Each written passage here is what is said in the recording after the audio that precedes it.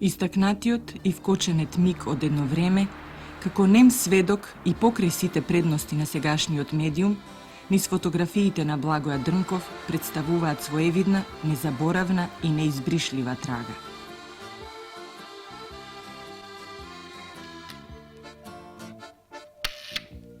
Времето кога фотографскиот апарат бил единствен впечатлив историчар на настаните, не е ни далечно, ниту пак блиску.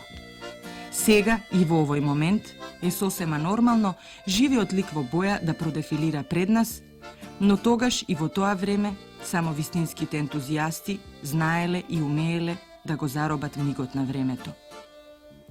Ликот на застанатото време низ фотографиите на Благоја Дрнков, како единствен македонски фотограф, се најде во изданието на Светската енциклопедија на фотографите.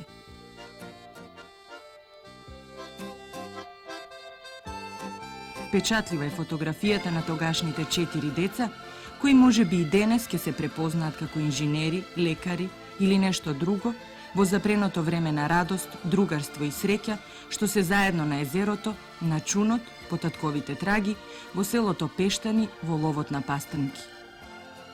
Кога бев на 6 до 7 години возраст као дете, ја имав тога и 3 сестри, татко ми доведе еден фотограф дома, кој у дворот постави еден штатив, постави фотоапарат и тогај не намести да не слика нас. Еве, на оваа фотографија, тоа го гледаме.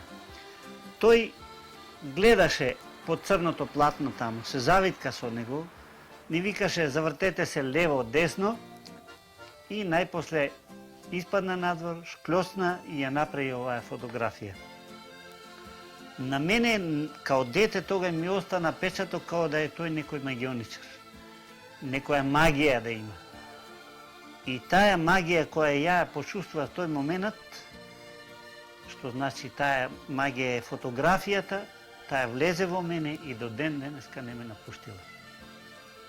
Може би нескромно ќе прозвучи, но фактите говорат сами по себе. Благој Дрнков ја има книшката број 2 во току-што основаното Друштво на филмски работници на Македонија, а првата, секако ви е познато, Милтон Манаки.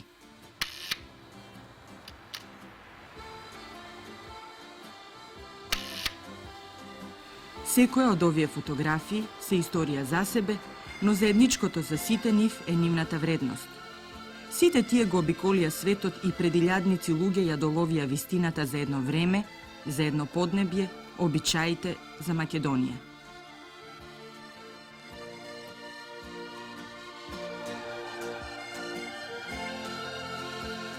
В 1948 година патував према Крива Паланка со една филмска екипа да снимам нешто. Бидејќи беше голема жестина, застанавме на сенка да се одмориме. Тука, кај што е манастирот Сача, видов еден интересантен бунар и тука седнавме да се одмараме, гледајќи околината и да се разладиме малце. У тоа време најде еден човек со еден котел, у котелот имаше една прачка, а интересно беше дека тој човек едната нога ја немаше инвалид и неговата блуза беше направена од некакви разни војнички реквизити. Застана таму и ја почна да ме заинтересира кога го гледам дека извади шлем еден германски и он уствари со шлемот вадеше вода. Тога мене ми сина една мисла дека овие луѓе овдека, овој човек кој е загубил ногата, а овој човек е загубил главата, тие биле растнати еден према друг и се бореле и овој ја загубил главата, овој ја загубил ногата. И ми дојде една мисла дека да не се повтори ова више никогаш. И така и дадов наслов оваа фотографија да не се повтори.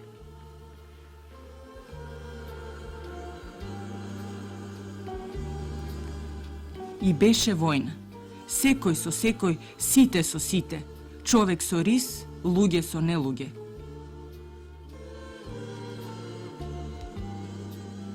И беше војна, и беа огнови, и чад, и пепел, и ја снема ноќта сина, го снема денот бел.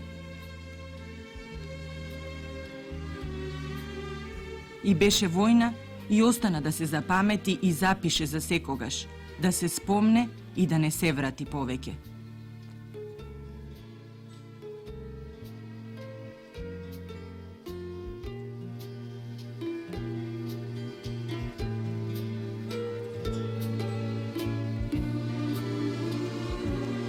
В 1950 година, у време кога се градеше Мавровската хидроцентрала, јас снимав таму исто така еден филм и од Гостивар према Вруток имаше некаква работна акција. Ја снимав таа работна акција за филм, али ми падна печаток еден оџа кој одеше на едно магаре, проваѓаше поред еден моторцикл. И каква една судбина, што викаат. Тој стариот оџа си оди, а моторот останува. Значи старото си оди, а новото останува. Така дојде и наслов оваа фотографија. А еве овдека имаме исто така една интересна фотографија од своето време, 1948 година е снимена, кога беше акцијата за симиње на Фережето во Македонија. Ја добив задатак да ја снимам оваа фотографија за часопис Југославија. Отидов таму, али бидејќи верски таму не е дозволено да се снимаат муслиманите, моравме да најдеме некоја особа која ќе може тоа да ни дозволи таа да сниме. И мене ми најдоа двајца момчиња што имаат сестра една и под нивна заштита јас отидов на Битпазар таму у една куќа кај што никој да не види, ја снимав оваа фотографија за да може да се представи симиње на Фережето.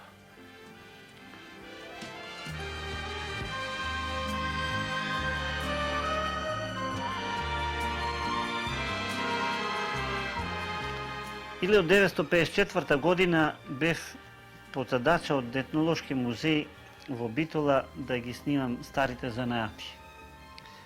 Таму најдов на еден Чичко Димитрија паурџија. Тоа беше и последниот паурџија што во тоа време работеше. И интересантно тоа дека тој човек имаше перде на очите и ништо скоро не видјаваше. Али бидејќи 80 години тој човек го работел овој занаат, секој ден истото тоа го правил, само паурчиња и звончиња правил, тој без очи ги правеше паурчињата, па дури на дребон ги везеше таму, а јас се згранував бидејќи ја знам што е тоа да бидеш дреер и на дребон да се работи, а да испаѓаат тие паурчиња, еви ги овдека.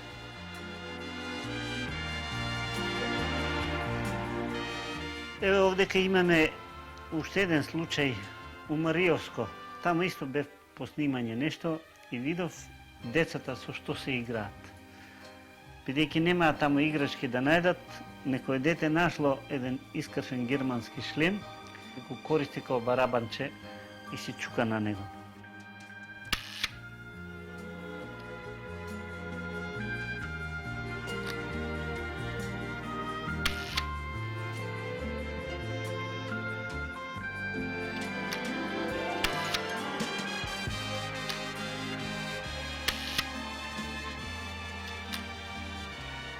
Као прва фотографија која јас сум ја изработил со свој сопствени раци е пак оваа фотографија која професорот мој по физика во 3-ти разред гимназија, тогај што беше сега осмолетка, 7-ми клас, 7-мо деление, ја снимавме горе у Нерези, тој ден бевме на излет таму, а он баш мене ме одбра да ми го даде неговиот апарат да го носам ја на рамо.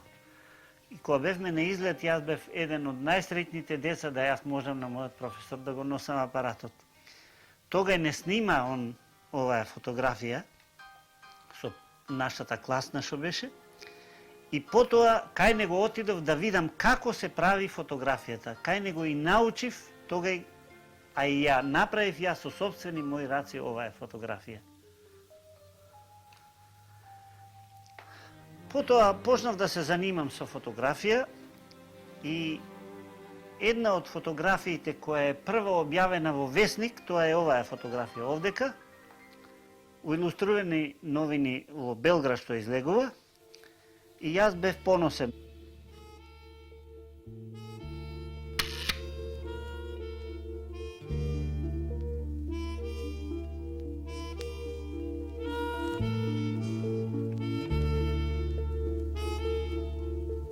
Ова мајсторство има свои не толку успешни и тешки почетоци. Тогаш и во тоа време да се има фотоапарат значило да се откажеш од многу нешта. 1930 година јас успеав да купам една камера Zeiss-Ikon 912. Ја купив од еден дуќан што се занимаваше со фототрговина, бидејќи тога и бев ситуација финансиска лоша, ја купив на отплата по 50 динара месечно, 10 месеци ја отплаќав. И со таа камера почнав да ги снимам своите другари со кои одевме на излети. Јас кога ги сликав другарите, не ги сликав само нив да ги сликам колку да се гледаат, него секој пат гледам да имаме и позадина, да се гледа пейсажот, да се види дека сме сликани. Негдека е езерото, негдека е потокот, куќата, мостот.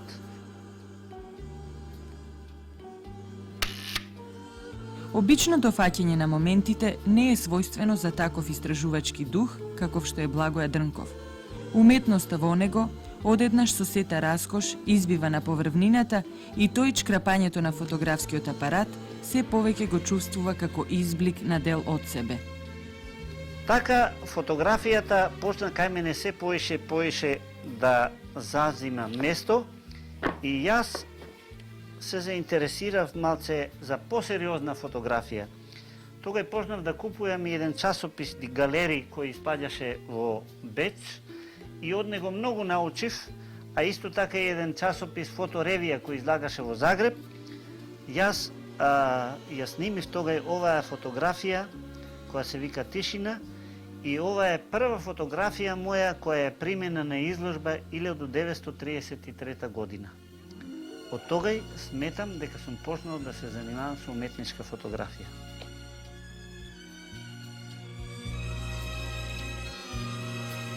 Овдека имаме една фотографија историска. Ова е снимено на реката Треска, кај што денеска се наоѓа овдека браната од хидроцентралата Свети Андреја.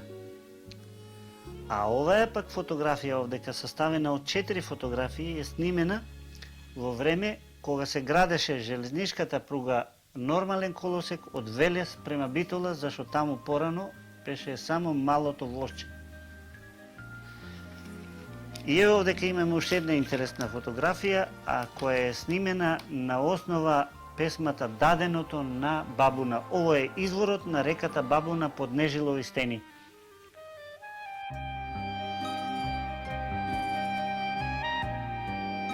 Или од 1948 година за Вардар филм почнав да го снимам филмот Големите објекти во Македонија. Еден од главните тие објекти беше и Мавровските хидроцентрали. Еве овдека можеме да видиме како тога е изгледало полето Мавровско, кај што сега е покриено се и се наоѓа Мавровско езеро. А на оваа фотографија овдека ги гледаме тогашните Маврови ханови познати, кои сега се се тоа покриени со вода. А на оваа фотографија се гледа како се прави подлогата за браната на хидроцентралата во Маврово.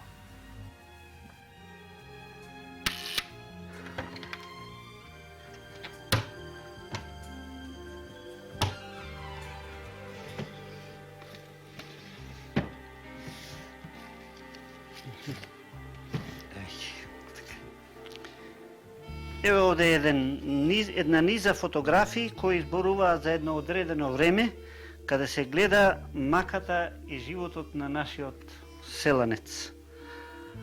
А јас овде ќе се потсетам една работа има која може да биде интересна. Овде е едно афионско поле и јас сеќам дека као дете од 9 години со мајка ми сум доаѓал да берам афион овдека. Па затоа и ме понука ова да го снимам и да ги снимам афионџиите, зашто ја знам нивната мака и борба за како да се дојде до тоа црно злато.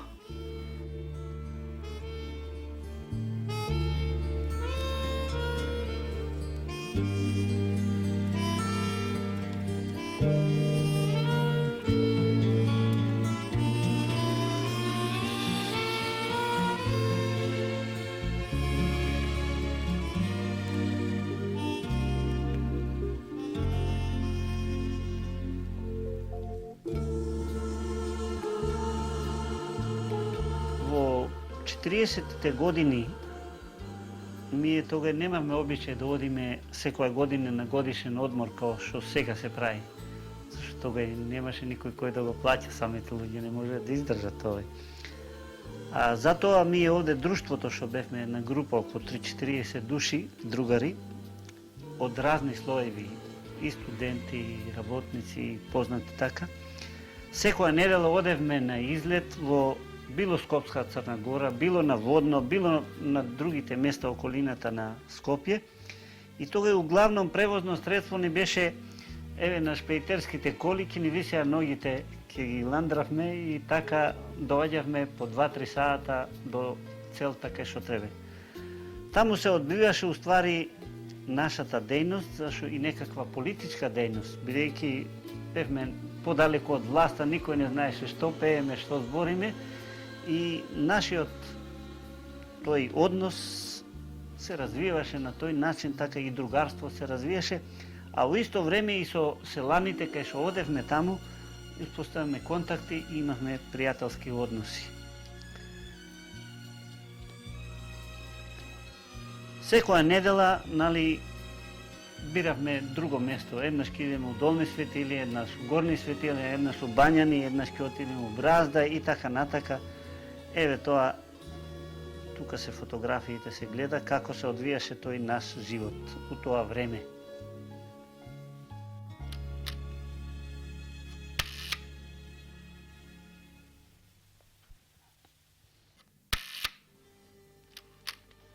И беше војна.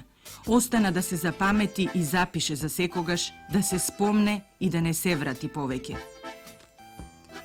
Фотографиите се неми сведоци на едно разулавено време, кога смртта, убивањето и борбата за слобода беа најнормалните секојдневни слики.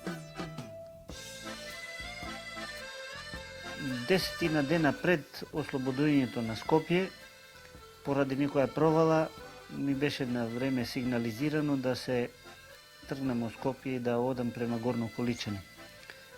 Јас веднаш пешки преку Солње се најдов у Горно Количани. Таму си зедов апарат, зашто знаев дека да искористам нешто, барем да снимам од тие наши војски кои се наоѓаат околината на градот, кои се пред ослободување на градот Скопје. И таму успут ја снимав 12-та бригада како беше собрана таму пред Количани. Потоа го снимав Перо Браевич, командантот, Илија Чушкар и кој беше комесар и Лилијана Манева, кој беа у штабот Потоа од таму ме испратија до Горно Врановци. Во Горно Врановци кога стасав, таму видов наша артилерија. И тога бев вака возбуден и веднаш снимав една вежба на артилерците кои вежбаа у тој момент. Потоа се наредија сите артилерци околу топот и потоа завртеа едно оро и еве ги на фотографиите се гледаат тие. Исто така се гледа и комората како беше поставена во Горно Врановци. Да се вратиме малце пак назад. 1938, 39 и 40 година во Охрид беше организирана студентска колонија каде што од цела Југославија доаѓаа студенти на летување. Јас таму редовно бев секоја година и фотографски го пратев животот на таа колонија. Можам да речам дека тоа стварно беше една ковачница на кадри на партијата во тоа време. И еве овдека имаме неколку фотографии кои зборуваат за таа работа. Ја гледаме овде Веселина Малинска како држи предавања по насловите на надписите и на паролите се гледа што е задачата. Овдека ги гледаме овие кои се присутни и што го пратат предавањето. Страшо Пинџур, Александар Христов, Киро Глигоров, Петар Богданов Кочко, Дејан Алексич, професорот Јовче Панов и многу други ја следат Веселина Малинска и незиното излагање. Секоја година кога ќе свршеше студентската колонија, Охриџани со тапани и со зурли ги испраќаа студентите, им пожелуваа добар пат и ги покануваа пак следната година да дојдат на годишен одмор во студентската колонија. А овдека имаме, еве, после 15 години се направи една прослава, сите преживеани студенти на студентската колонија, како се собрани у Охрид на една прослава 15 години од студентската колонија.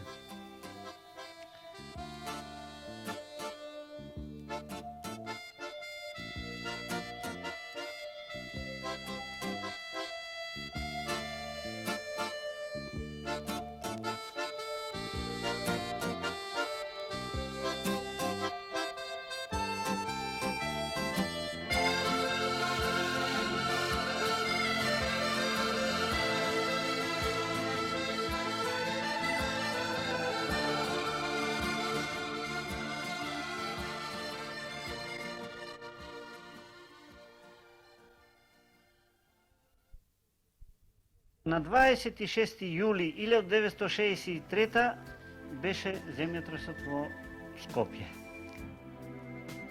Повторно разулавено време, но овој пат виновникот беше земната стихија. Многумина низ целиот свет ја пренесоа пораката. Скопје, градот на Вардар, го нема повеќе. Најдов еден саат кој беше здробен од земјотресот. И еве овдека го гледаме времето кога уствари е здробен саатот и престанал да работи. Па дури гледаме и на оваа фотографија овдека, каде што железата се така извиткани, така се извитоперени, дека тоа стварно некоја моќ морало да биде што можело до таа ситуација да го донесе. Ова запрено време не е само историја, туку и само потврда. Ја имам овде еден негатив кој зборува за моментот кога Светиот Синод во Охрид, собран целиот, и ја прогласува автокефалноста на Македонската православна црква во Македонија.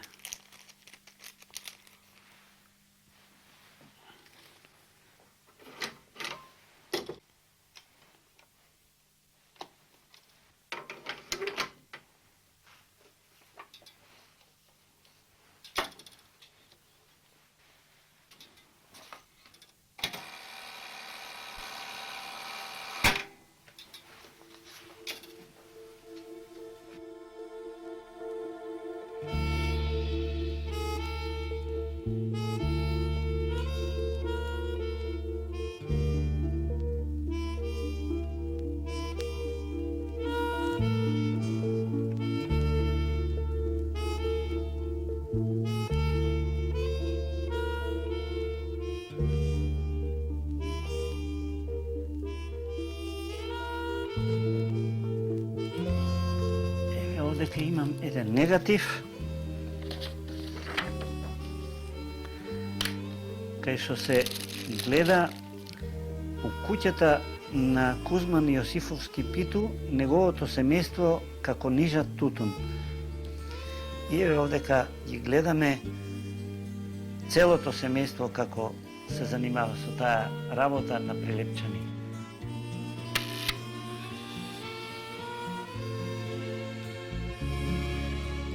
Во сите овие книги е само дел од грабнатото време на фотоапаратот на Благоја Дрнков, а фотографиите во нив печатливо говорат за широчината на човечкото постоење.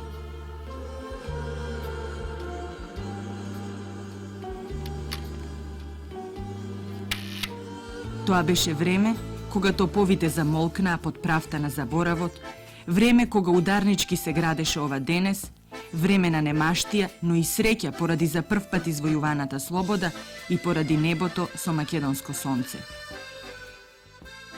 1945 година, тоа е првата година после ослободување на Македонија, се одржа прослава на 1 мај. И е многу интересантно да се видат фотографии од тоа време, сме биле и до која мера сме биле сиромашни, самите фотографии кажуваат зашо кога ќе ги гледаме автобусите, кондурата или цело едно млекарство оставено на еден камион, зашо тоа беше важно тогаш да се има млеко и месо. Цел еден камион беше нареден со тутун и маса други работи зборува за оноа време, за желбата да се прослави 1 мај што поработно и што побогато. 1958 година се деси една манифестација во Куманово. Тоа го возбуди целото население таму.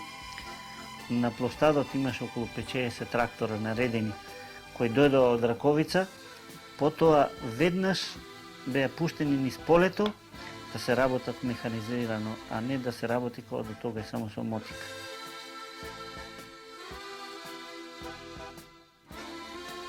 Да се најде мотив, објект и да се овековечи, а при тоа за секогаш да зрачи со душа, е речиси најтешката работа на секој фотограф. Секој од овие фотографии говори со јазикот на неповторливоста, крадејки го и впивајки го во себе и при тоа зрачејки трајно низ заробениот миг на делот од секундата.